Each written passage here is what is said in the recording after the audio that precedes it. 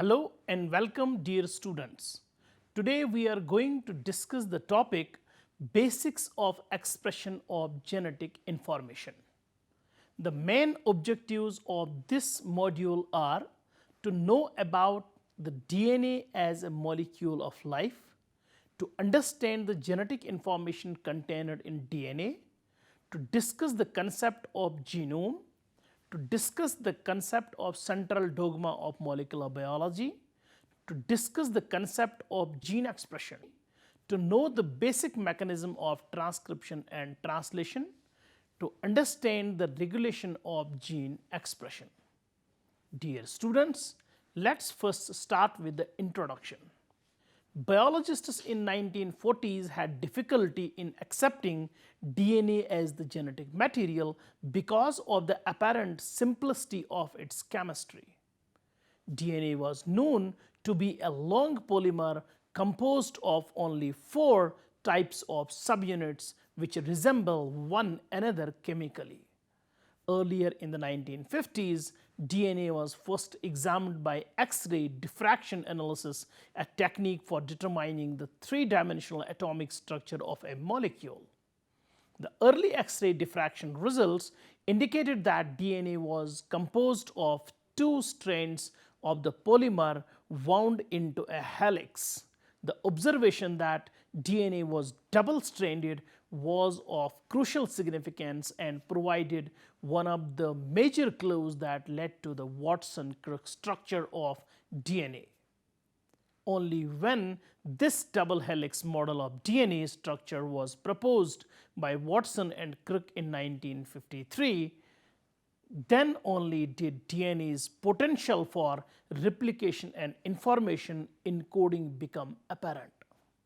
A DNA molecule consists of 2 long polynucleotide chains composed of 4 types of nucleotide subunits like adenine, guanine, thymine, and cytosine. Each of these chains is known as a DNA chain or a DNA strand.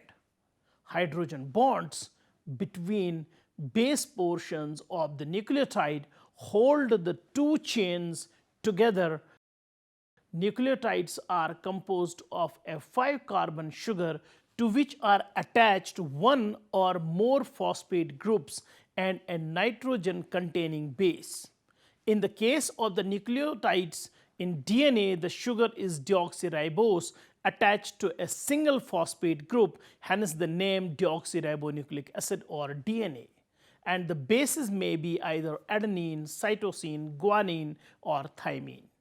The nucleotides are covalently linked together in a chain through the sugars and phosphates, which thus form a backbone of alternating sugar phosphate. Because only the base differs in each of the 4 types of subunits, each polynucleotide chain in DNA is analogous to a necklace, the backbone strung with 4 types of beads, the 4 bases adenine, cytosine, guanine, and thymine. These same symbols A, C, G, and T are also commonly used to denote the 4 different nucleotides, that is the bases with their attached sugar and phosphate groups. Dear students, let's now talk about DNA as molecule of life. DNA, often referred to as the molecule of life, is found in all living things. DNA contains the instructions needed for an organism to develop, survive, and reproduce.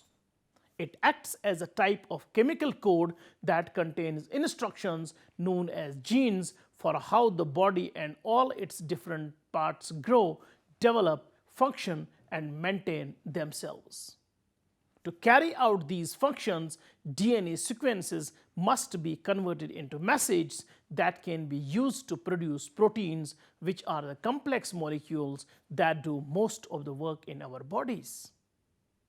Genes carry biological information that must be copied accurately for transmission to the next generation. Each time a cell divides to form 2 daughter cells. 2 central biological questions arise from these requirements. How can the information for specifying an organism be carried in chemical form? And how is it accurately copied? The discovery of the structure of the DNA double helix was a landmark in 20th century biology because it immediately suggested answers to both these questions, thereby resolving at the molecular level the problem of heredity. DNA encodes information through the order or sequence of the nucleotides along each strand. Each base, A, C, T, or G, can be considered as a letter in a 4-letter alphabet that spells out biological messages in the chemical structure of the DNA. As we know, organisms differ from one another because their repetitive DNA molecules have different nucleotide sequences and consequently carry different biological messages. But how is the nucleotide alphabet used to make messages and what do they spell out? As discussed earlier during the lecture, it was known well before the structure of DNA was determined that genes contain the instructions for producing proteins. The DNA message must therefore somehow encode proteins. This relationship immediately makes the problem easier to understand because of the chemical character of proteins. The properties of protein, which are responsible for its biological function, are determined by its three-dimensional structure, and its structure is determined in turn by the linear sequence of the amino acids of which it is composed. The linear sequence of nucleotides in a gene must therefore somehow spell out the linear sequence of amino acids in a protein. The exact correspondence between the 4-letter nucleotide alphabet of the DNA and the 20-letter amino acid alphabet of proteins. The genetic code is not obvious from the DNA structure, and it took over a decade after the discovery of the double helix before it was worked out. The process by which a cell translates the nucleotide sequence of a gene into the amino acid sequence of a protein is known as gene expression. Dear students, let's now understand the concept of genome. The complete set of information in an organism's DNA is called its genome, and it carries the information for all the proteins the organism will ever synthesize. The term genome is also used to describe the DNA that carries this information. The amount of information contained in genomes is staggering. For example, a typical human cell contains 2 meters of DNA.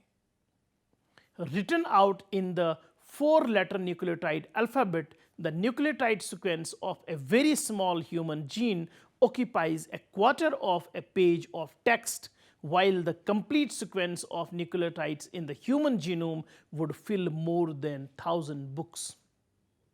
In addition to the other critical information, it carries the instructions for about 30,000 distinct proteins. At each cell division, the cell must copy its genome to pass it to both daughter cells. The discovery of the structure of DNA also revealed the principle that makes this copying possible, because each strand of DNA contains a sequence of nucleotides that is exactly complementary to the nucleotide sequence of its partner strand. Each strand can act as a template or mold for the synthesis of a new complementary strand. In other words, if we designate the two DNA strands as S and S dash, strand S can serve as a template for making a new strand S dash, while strand S dash can serve as a template for making a new strand S. Thus, the genetic information in DNA can be accurately copied by the beautifully simple process in which strand S separates from strand S dash, and each separated strand then themselves serve as a template for the production of a new complementary partner strand that is identical to its former partner. The ability of each strand of a DNA molecule to act as a template for producing a complementary strand enables a cell to copy or replicate its genes before passing them on to its descendants. Genetic information is carried in the linear sequence of nucleotides in DNA. Each molecule of DNA is a double helix formed from two complementary strands of nucleotides held together by hydrogen bonds between GC and AT base pairs. GC has 3 bonds and AT has 2 bonds. Duplication of the genetic information occurs by the use of one DNA strand as a template for formation of a complementary strand. The genetic information stored in an organism's DNA contains the instructions for all the proteins the organism will ever synthesize. In eukaryotes, DNA is contained in the cell nucleus. Dear students, let's now try to understand the central dogma of molecular biology. The genetic instructions written in an alphabet of just 4 letters, the 4 different nucleotides in DNA direct the formation of a bacterium, a fruit fly, or a human. Much of the DNA encoded information present in genomes is used to specify the linear order, the sequence of amino acids for every protein the organism makes. The amino acid sequence in turn dictates how each protein folds to give a molecule with a distinctive shape and chemistry. When a particular protein is made by the cell, the corresponding region of the genome must therefore be accurately decoded. Additional information encoded in the DNA of the genome specifies exactly when in the life of an organism and in which cell types each gene is to be expressed into protein. Since proteins are the main constituents of cells, the decoding of the genome determines not only the size, shape, biochemical properties, and behavior of cells, but also the distinctive features of each species on the earth. The DNA in genomes does not direct protein synthesis itself, but instead uses RNA as an intermediary molecule. When the cell needs a particular protein, the nucleotide sequence of the appropriate portion of the immensely long DNA molecule in a chromosome is first copied into RNA, a process called transcription. It is these RNA copies of segments of the DNA that are used directly as templates to direct the synthesis of the protein, a process called translation. The flow of genetic information in cells is therefore from DNA to RNA to protein. All cells from bacteria to humans express their genetic information in this way, a principle so fundamental that it is termed the central dogma of molecular biology. Despite the universality of central dogma, there are important variations in the way information flows from DNA to protein. Principal among these is that RNA transcripts in eukaryotic cells are subject to a series of processing steps in the nucleus, including RNA splicing, before they are permitted to exit from the nucleus and be translated into proteins. These processing steps can critically change the meaning of an RNA molecule and are therefore crucial for understanding how eukaryotic cells read the genome. Dear students, let's now understand the gene expression. All cells control when and how much each one of its genes are expressed. First thing, we need to understand what it means when we say that a genome is expressed. If the gene encodes a protein, one might reasonably propose that expression of a gene means how much functional protein is made. But what if the gene does not encode a protein but rather some functional RNA? Then in this case, expressed might mean how much of the functional RNA is made. Genes encode proteins and proteins dictate cell function. Therefore, the thousands of genes expressed in a particular cell determine what that cell can do.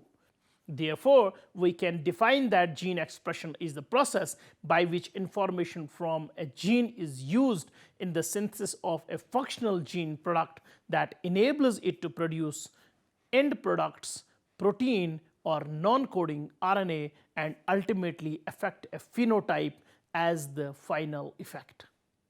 These products are often proteins in the form of either structural proteins or functional proteins like enzymes.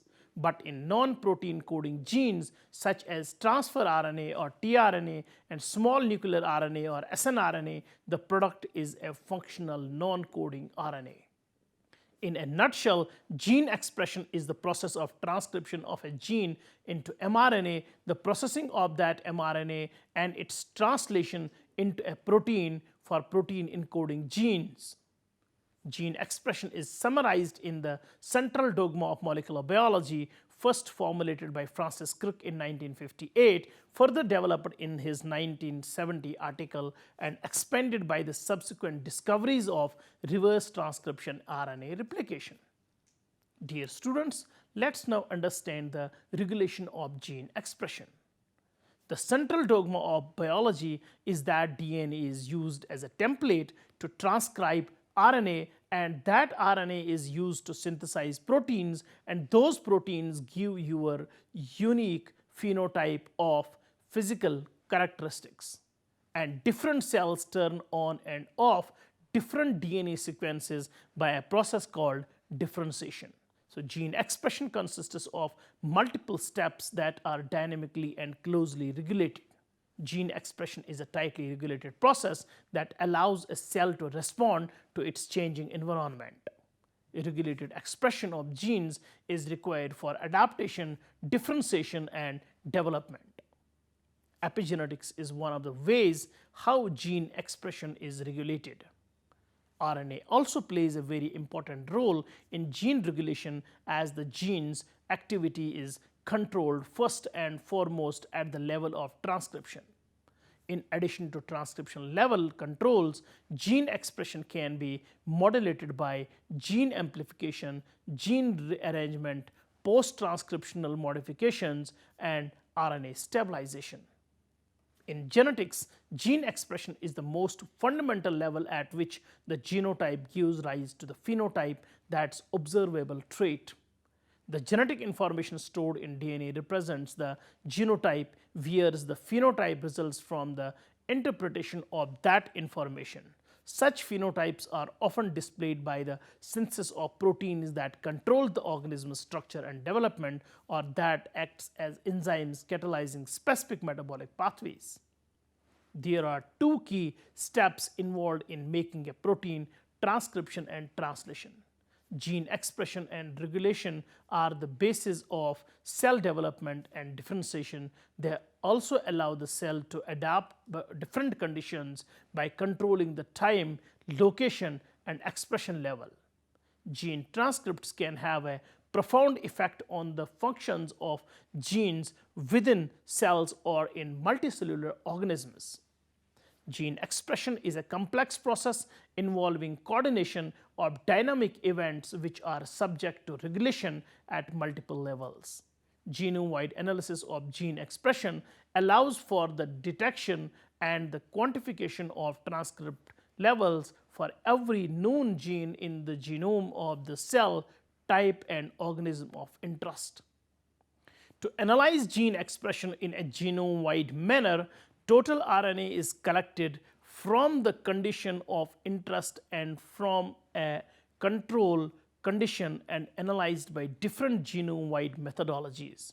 Newly developed softwares are then used to examine these large genome-wide expression data projects. Dear students, let's now discuss the process of transcription. The initial step in gene expression is the transcription of DNA molecule into an exact RNA copy. The transfer of information to the ultimate synthesis of a protein is accomplished via RNA intermediate, the so-called messenger RNA or mRNA. The mRNA molecule contains the exact same sequence of nucleotides as found in the DNA molecule, with uracil substituted for thymine. This occurs through the process known as transcription, and is carried out by an enzyme termed DNA-dependent RNA polymerase. The product of transcription in an RNA molecule that is identical in sequence content to one of the DNA strands, the sense strand, and complementary to other DNA strand, the template strand, the mature mRNA produced after the processing is transported to the cytoplasm for protein synthesis. Post-transcriptional modifications are an important point at which gene expression is regulated. Dear students, let's now discuss the process of translation. In translation, messenger RNA or mRNA is decoded in a ribosome outside the nucleus to produce a specific amino acid chain or polypeptide. The polypeptide later folds into an active protein and performs its function in the cell. The ribosome facilitating decoding by inducing the binding of complementary tRNA anticodon sequences to mRNA codons. The tRNA carry specific amino acids that are chained together into a polypeptide as the mRNA passes through and is read by the ribosome. The basic process of protein production is addition of one amino acid at a time to the end of a protein. This operation is performed by a ribosome. A ribosome is made up of two subunits, a small subunit and a large subunit. These subunits come together before translation of mRNA into a protein to provide a location for translation to be carried out and a polypeptide to be produced. The mRNA carries genetic information encoded as a ribonucleotide sequence from the chromosome to the ribosome. The ribonucleotides are read by translation machinery in a sequence of nucleotide triplets called codons. Each of those triplet codes for a specific amino acid. The ribosome molecules translate this code to a specific sequence of amino acids. Dear students, the process of translation is highly regulated in eukaryotes and prokaryotic organisms. Regulation of translation can impact the global rate of protein synthesis, which is closely coupled to the metabolic and proliferative state of a cell. In addition, recent work has revealed that genetic differences and their subsequent expression as mRNAs can also impact translation rate in a RNA specific manner. Dear students, let's now summarize the lecture. Gene expression is the process by which gene sequences are transcribed into functional gene products such as proteins or functional RNA like rRNA, tRNA, and small RNA. The process of gene expression is used by all known organisms and can be regulated and modulated at several levels like transcription initiation, splicing, alternate splicing, mRNA stability, post-transcriptional regulation, and eventually translational and post-translational regulation mechanisms. The DNA of the chromosome located within the nucleus contains the entire store of genetic information. Selected sites on the DNA are transcribed into pre-mRNAs, which are processed into messenger RNAs. The messenger RNAs are transported out of the nucleus into the cytoplasm, where they are translated into polypeptides or proteins by ribosomes that move along the mRNA. Following translation, the polypeptide folds to assume its native conformation to become a structural or functional protein. Dear students, it was all about today's lecture on basics of genetic information. Hope you have understood it well. See you with a new topic next time. Take care. Goodbye.